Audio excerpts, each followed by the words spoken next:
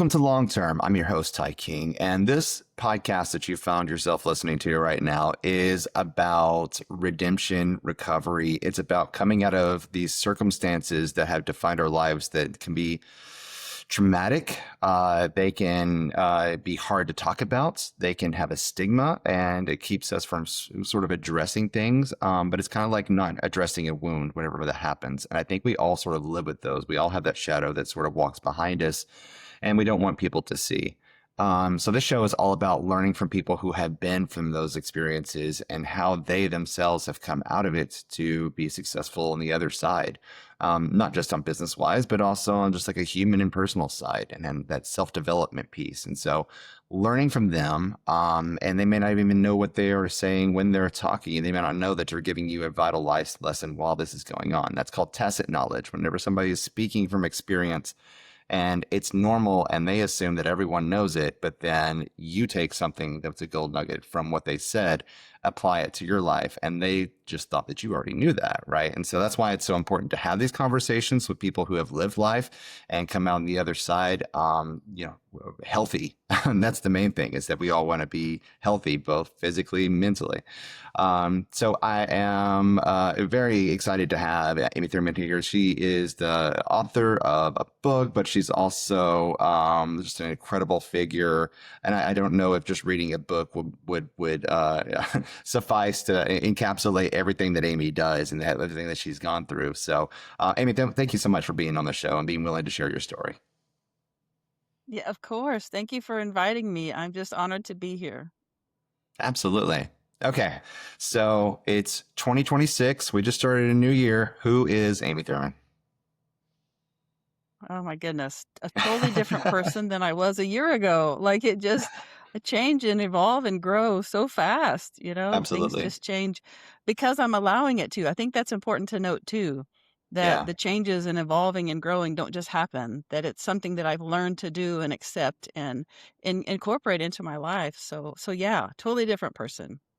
Yeah, it's definitely gradual, especially when you're starting to, work on yourself. I find, because I have to like write out a sheet of like my goals of like, okay, here's where I am right now. I feel like I really lack in this area. So I'm going to write myself a big goal, and then I'm going to break it down into 10 smaller steps. But like, as you're making those gradual changes, it's kind of like, go to the gym or whatever.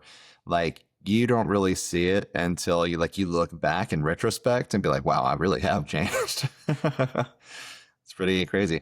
So true. It really is. So Amy of today, what are you known for? What do you do now? I'm an authenticity expert. I help people understand, first of all, what authenticity is, because it's not what people think. Okay. And I help people own, embrace, and live in their authentic selves. Love that already. That's incredible. So what does it mean to be in the authentic version of yourself? Authenticity is, most people think that it's not having a filter, that it's just vomiting Mhm. everything you're thinking and just saying Right. everything out loud, Yeah. and that's not what it is at all. It really is who you are inside. When who you are inside matches how you live outside, when the inside version of you and the outside version of you come into congruence and Amen. alignment, and that you're living who you are. Because most of the time, who we are inside is not a reflection of the way we're living outside. Mm, We yeah. allow external expectations and roles and masks and all of these things, pressure, to influence how we live. So we don't even know, most people don't even know who they are, honestly. People say to me, I keep saying want to be myself. I want to be authentic. I want to just be who I am, but I don't know who that is. I Yeah. don't know who I am. So how am I supposed to live it if I don't know who I am? So there is that problem there, that people want to do it, but they just don't know what it is or how to get there. Yeah, I absolutely relate to that. Yeah, and when there's expectations, and then plus if you're I don't know if you've got something that you've gone to where it's like you get self-conscious, right? I want people to like me. I've got that bone in me where it's like I want people to like me, and if they don't, then there's something wrong. I've got to fix it. They've got to know who I am. I just can't be unlikable. But then there's that other Yeah. part where it's like, what if they really knew my real life and things I've been through? Then they would stay away from me. They would fear me. I'd be the monster that they chase, with the pitchforks and torches through the village. You know. And I think about like, of course, I guess the most, famous examples would be like Robin Williams, you know what I mean? People who were like expected to Mm, perform a certain way, and you know them as this happy-go-lucky, funny person, but they were struggling with something deep on the inside. And so that, disconnection between their authentic self on the inside was not being portrayed on the outside. And that can be a really dangerous mix. absolutely. Yeah, Yeah. it really is. And a lot of times people don't even know that's happening. People Hmm. don't realize what's going on. They just know something's wrong. Most of the time we feel it, like our bodies tell us something's Mm. not right here, but we don't know what it is. We don't know how to even figure out what it is either. So yeah, there's a disconnect that we feel. That's really interesting. So, do you think the psychological, I guess, parts of us, you said you feel it in your body, right? So, is it the physical and the mental are both connected like that? They are, but it hits our body first. Mm. Our bodies know. And what happens is that our bodies will tell us first that something's off, but then our brain kicks in and convinces us that we're just, nah, it's not that big a deal. We're making it up. You're overreacting. You're being too much. You're being not Yeah. enough. All of these things these stories that we tell ourselves, our body is telling us. And what happens, and this is what happened in my story, in my case, that my body was telling me that something was wrong, something was wrong, something was wrong, but I was too busy. I had too much to accomplish. I had too much going on that I just kept putting my body off, and I kept saying, "No, stop doing that. I don't have time to listen to my body." And then it had to really, really get my attention in a huge way. And I don't know if you're ready for me to share that part of my story, but yeah, Absolutely. my body was Yes. sending me messages.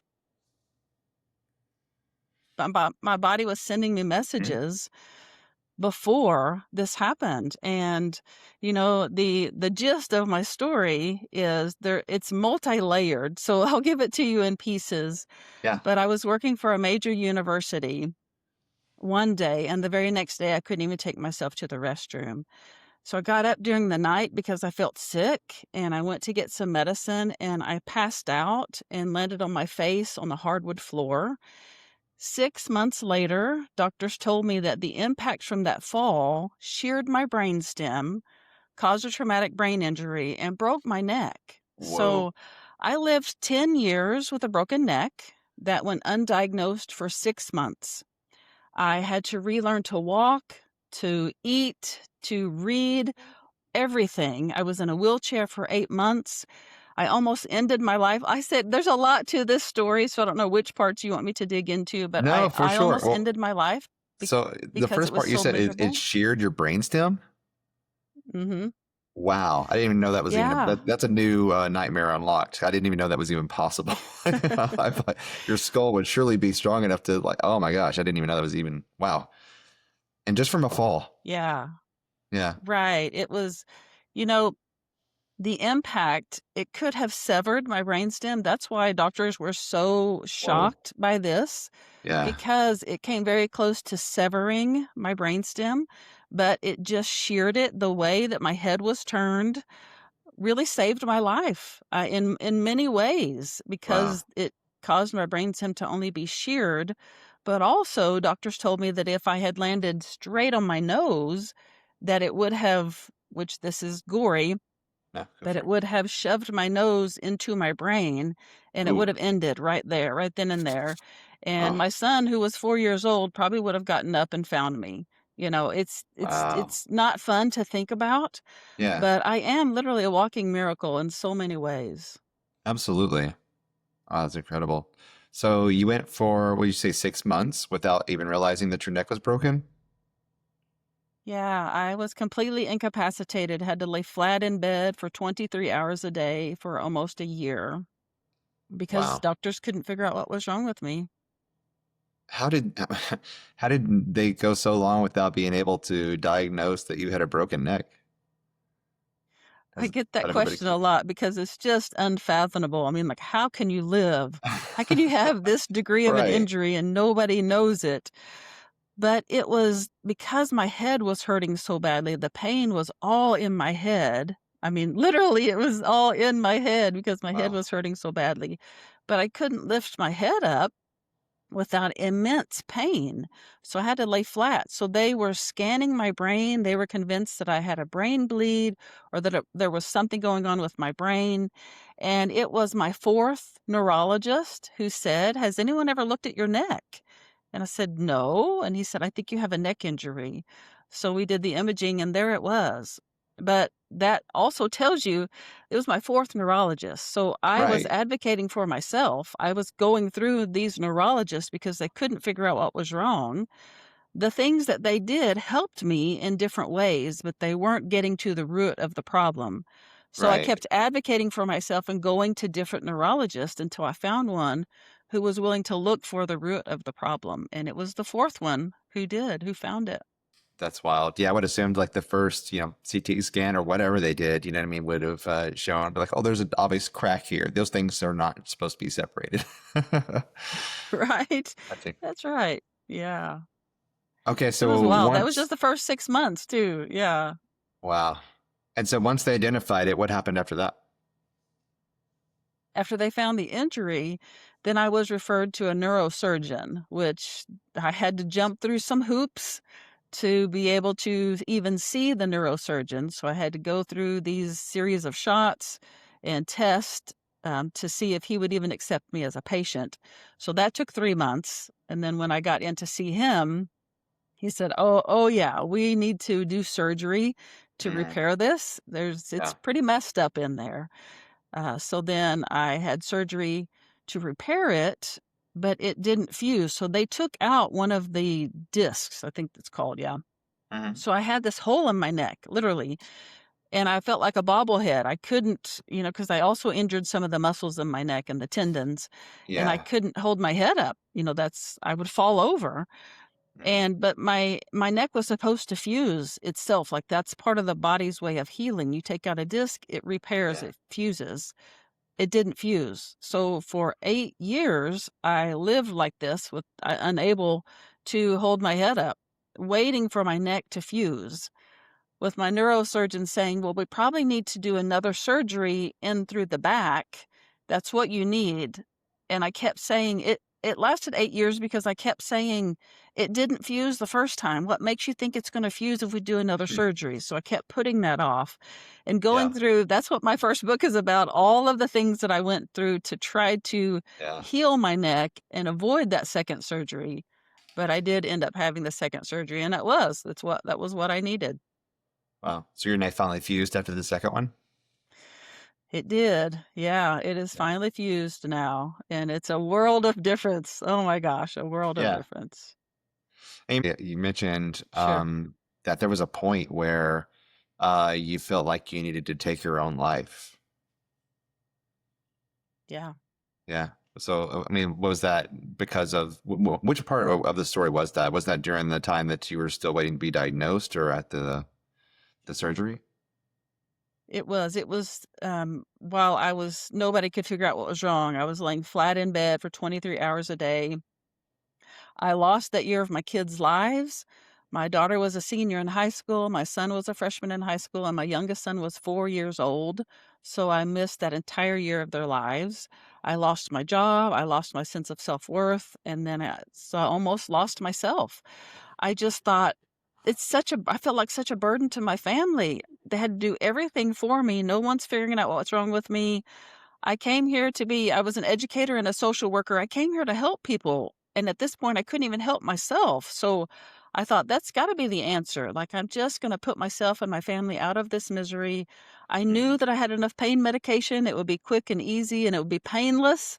And that's what I wanted in the moment. So that was my plan. But before I could carry that out, my heart said to me, "What if you don't have to die? What if you can make a different choice? What yeah. if you can take the same energy you're using trying to die and you flip it around and you use it to fight to live?" maybe you can get better and use your story to help others. So I began to fight to live with the intention of using my story to help others, and that's literally what it became.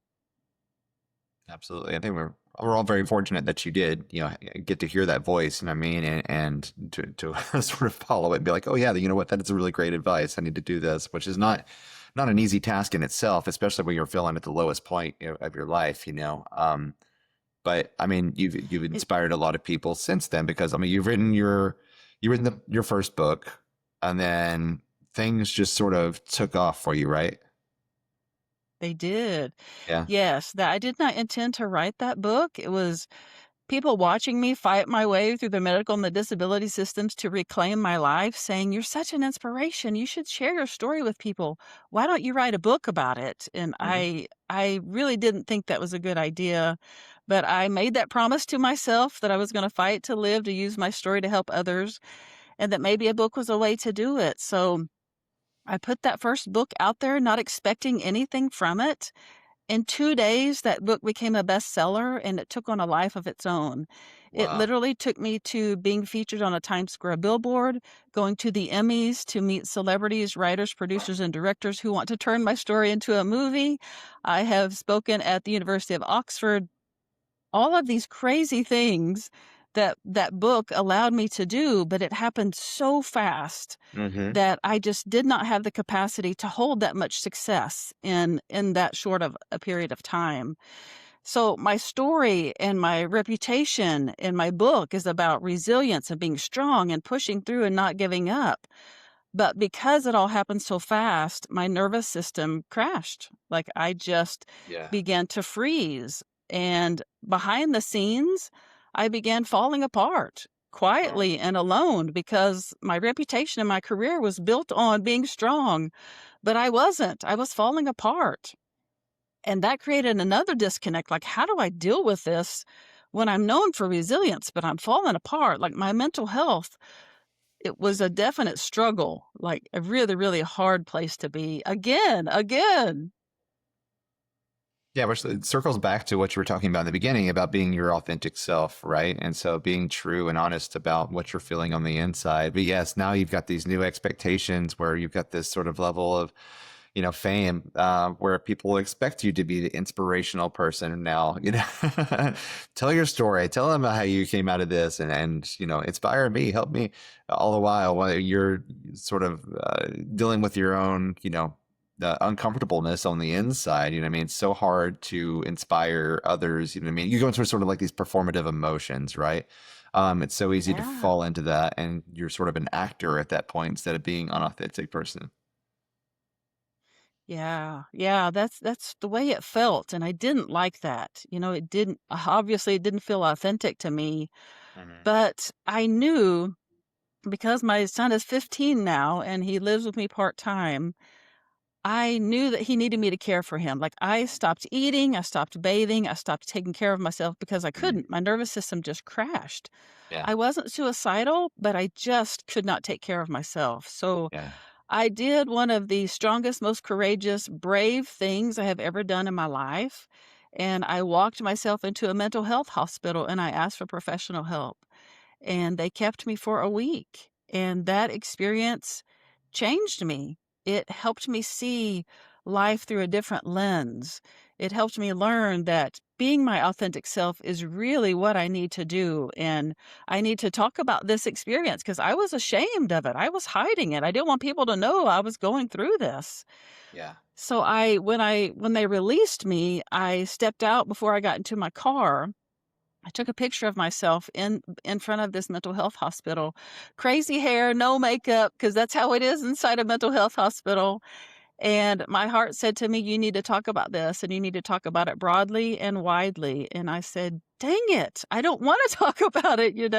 Yeah. But I did, and that became the beginning of hashtag authentically Amy and the support that I have seen since then. I expected people to come out of the woodwork to condemn me for talking about being resilient, but being having to spend time in a mental health hospital. But the opposite happened. People began surrounding me and saying, me too, nobody's talking about this. "You're talking about this openly?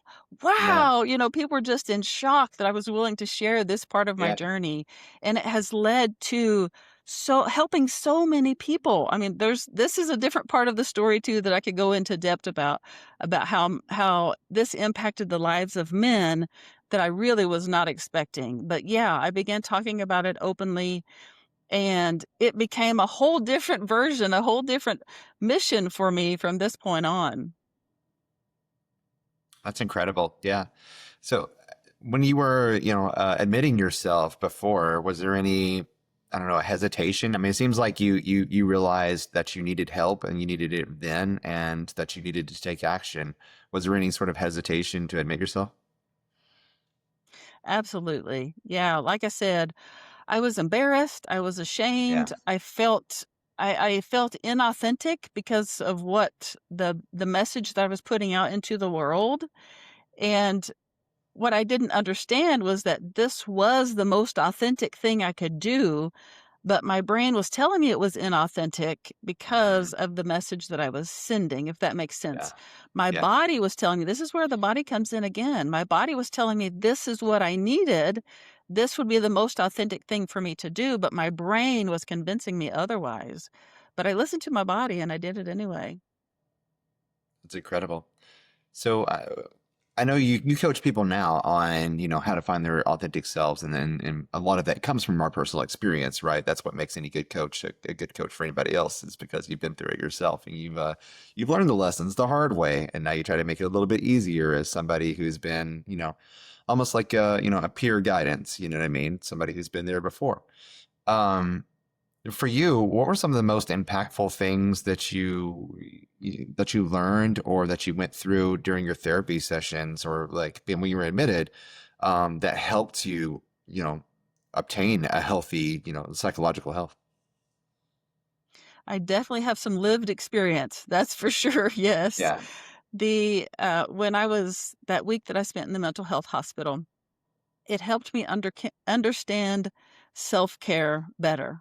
Honestly, that's the biggest takeaway was that, and as you know this, anyone who is a coach or consultant knows this, that and as an educator, I did the same thing. I spent more time helping other people and not really focusing on helping myself. I was taken care of and I was pouring myself into helping other people or creating content in a way that helps other people, and I wasn't really practicing self-care in the way that I needed to understand self-care. To me, I thought self-care was taking a bubble bath or getting my nails done or something like that. And self-care is so much different than that. There's so much more to it. And I came to understand that in that week inside the mental health hospital. Wow. It's incredible. So, once you got out, and you reassimilated back into, I guess normal life and try to figure out, how do I fit back into the world again? What was that experience like Yes. for you? That was really, really trying. Because it's almost like, and I've never been in jail, but I can imagine that it was like being in jail because you're completely separated from society. You're relying on, like, you go to the cafeteria to eat. You have this little community of people that you're with all day long. You don't have access to your phone. You can't communicate with anyone unless you call them on a telephone, that belongs to the institution. You have a TV that you can watch if you want to, but it was complete isolation. And just I felt like I had to reintegrate back into society. And when I came home, I had access to everything all at once again. It was just instant, an instant difference. And the first thing was when I got in my car to drive myself back home was so weird because it felt like I had this sense of freedom. You have no sense of freedom inside that type of institution. And I had this sense of freedom that felt overwhelming, where people were telling me what to do every moment of every day. Now I get to decide everything for myself. Yeah. So it really was. I just had to, I came back home and I just sat and I just kind of wrote out a plan for myself. This is what I'm going to do. This is what I want to accomplish. And I had to kind of do what they were doing in the institution, but for myself Mm, until I could just reintegrate back into society. Because it really was. It was interesting, and it was different, and it was weird, and it took yeah, some practice. It really did. of course. That's incredible. And so you mentioned earlier that you wrote the book about your medical the whole process you went through there, but that was your first book. So you've written another book since then. Yes. Yeah, Yes. my first book is called Finding My Hero Within, and it's the journey through the 10 Hmm. years. And then in that book, my first book, I introduced just pieces of my Polish the Mirror framework because that's how I made it through. That's how I got through that 10 years was this framework that I created that I call Polish the Mirror. And readers began to say, "We really want more of this. Polish the mirror. Like, teach us how to do this. You showed us what you did. Now teach us how to do it too." So, my second book is a reflective coloring workbook that walks you through the self discovery process, which is the first step in my Polish the Mirror framework. I did a lot of art therapy throughout that journey. I still love to do art. It helps your brain Mm, access pieces that you yeah. don't get to any other way. Right. Yeah, so I really wanted to incorporate that into this book of learning. So it's a journal, it's got reflective questions, it's got activities to incorporate this learning into your life, and a coloring page that you color intentionally with along this process of self-discovery. So it's been Right. life-changing for people, and I'm really grateful to be able to share it with the world. So I know you at one point you were going to the Emmys and you were meeting all these producers and filmmakers because they were interested. Are we in the future going to get to see an on-screen version of Amy's life? It's very possible. I am from Oklahoma. I'm from a small town in Oklahoma, Mhm. and my this is my community. My family's here. My therapists are here. My doctors are here. And I really would like to film the story here. This is where it happened. This is where I Yeah. belong. Oklahoma is a very, very forward thinking in the film industry, and so I am in talks with experts in that field. I'm looking for funding to do that, so it's in the works. Hopefully, it will come to fruition soon. We look forward to This is watching true. that. Yeah.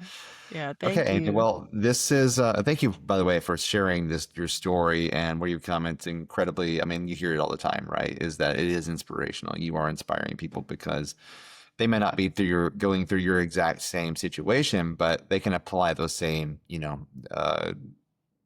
what you were feeling and what you went through, the actions that you took, and the mindset that you had to like, I need help. I need to go get myself some help.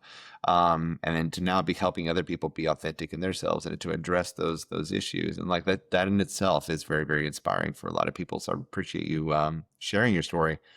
So Yeah, of course. Thank you. yeah, no problem at all. So this show is called Long Term because what we're looking at is long-term solutions. And I think we only get those from, talking to people like yourself who have been through extraordinary circumstances and, you learned along the way. For somebody that may have been in or find themselves in the same situation that you were in, right? Maybe it's not, a broken neck or, and living with it undiagnosed, but it might be something that was medical or something else that they just really cannot, address or help. What is your advice? What is some advice that you could give to that version of, Amy at that time when you were like, I don't even know if I want to be here anymore? Yes, it's so important to know there a couple things come up for me when you say that. That you have a choice. That's what that message from my heart did for me. It showed me that I had a choice because in that moment I didn't think I had a choice. I thought the only way was just to end it. But my heart showed me that I did have a choice and I began to see it from that perspective. And the other thing is to not give up. And I know people say that and you hear that a lot, but the reason that I passed out was because I have a condition called POTS or dysautonomia. And it took 6 years to get that diagnosis. But it's because I didn't give up. I knew instinctively, like we know inside us, when we need to keep going and keep pushing and find someone who knows what's wrong. And I would just say, just keep going, don't give up, keep pushing. If you're not finding answers, then find a different route, take a different path that will lead you to the answers. They're there. You just have to not give up and keep pushing and keep going till you find them. It's great. It's great advice. Yeah. Thank you. Okay, Amy. Well, where can people keep up with you and your many your many adventures, and or reach out to you if maybe they want some coaching and in authenticity? Sure. Yeah, my life is definitely adventure. It's a lot of fun. I'm grateful. And my website is a one-stop shop. It's got links to my books, to speaking Perfect. engagements, to all of that. It's www.getamyshelp.com. Okay, awesome. We'll put that in the show notes. If you're listening to this in the audio version, and if you're watching on YouTube, it'll be in the description for this episode. Amy, again, and thank you so much for being willing to share and to talk about these things, because I know they can be not comfortable, but like you said, it's how you bring out your authentic self and you can really help other people do the same thing. Yeah, of course. Thank you again Yeah. for having me. I'm just so honored to be here. I appreciate it a lot. Yeah, no problem at all. And thank you, listeners. If you are listening to this as an audio podcast platform, you can find us on YouTube as well. We have over 15,000 subscribers so far as of right now. And search for Longterm, a podcast in recovery. Vice versa, if you're watching this on YouTube, you can find us on all of the audio podcast platforms from Apple, Spotify, iHeart, the rest, wherever you prefer to listen to your podcast. And so the call to action, right? I always talk about how it's nice to have the subscribers. It's nice to have people comment and to like or to make, rate it, review it. That's great. Those kind of have to be needed in order for us to grow. But I think the most important thing that you can do is, if you heard Amy say something here that's really impactful and you know somebody that needs to hear that message, please share this episode with them. That's the best way to grow this message and to get it to the people that need to hear it. The worst thing that can happen is they won't listen to it. The best thing that can happen is that it saves their life. And so I appreciate you joining me along on this ride of learning from real experiences and trying to figure out how we apply it to ourselves to become the best versions of our own selves. And so until the next episode, we will see you then. Stop.